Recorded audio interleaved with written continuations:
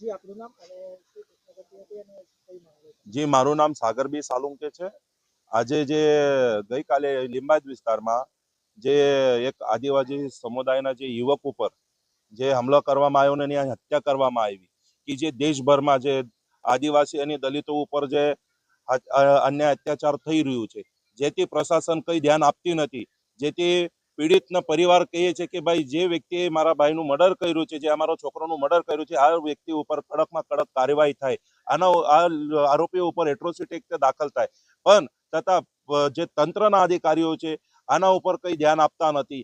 કેવી રીતે ચાલી રહ્યું છે દેશભરમાં કે જેથી દલિત પીડિતોને ઉપર જ્યારે અન્યાય અત્યાચાર થાય ત્યારે સુધી કોઈ આવતું નથી, આની ખોટી રીતે જેથી ગરીબના યુવકોને મારવામાં આવે, આની હત્યા કરવામાં આવે, તો પણ તંત્ર ઊંઘેલું હોય. આના પાછળ કોનો હાથ છે?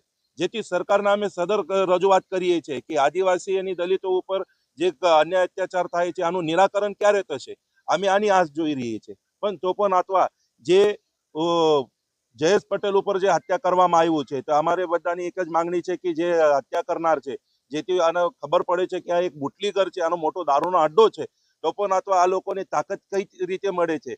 તો આવા નાલાયકો ઉપર એટ્રોસિટી એક્ટ દાખલ થાય અને આના ઉપર કડકથી કડક પગલાં ભરવામાં આવે, આવી અમને સરકારથી અને પોલીસ તંત્રથી માગણી છે. અને ગેહલોત સાહેબને નમ્ર વિનંતી છે કે લિંબાયત વિસ્તારમાં જે ગેરકાયદેસર તરીકે જે ગુંડાઓનો જે તોફાન છે આને ખતમ કરવામાં આવે અને જે બુટલીગોરો છે અને તત્કાલમાં જેલના પાછળ મૂકવામાં આવે, આવી અમારી માગણી છે. તમારી માંગણી નહીં સ્વીકારાય તો આપણે શું અમે ડેડ બોડી હાથમાં લેશું નથી અને અમે રસ્તા ઉપર આવીશું અને સરકારને અને પોલીસ તંત્રને અમે અમારી રીતે જે આંદોલનની પ્રતિક્રિયા છે અમે બતાવી દઈશું.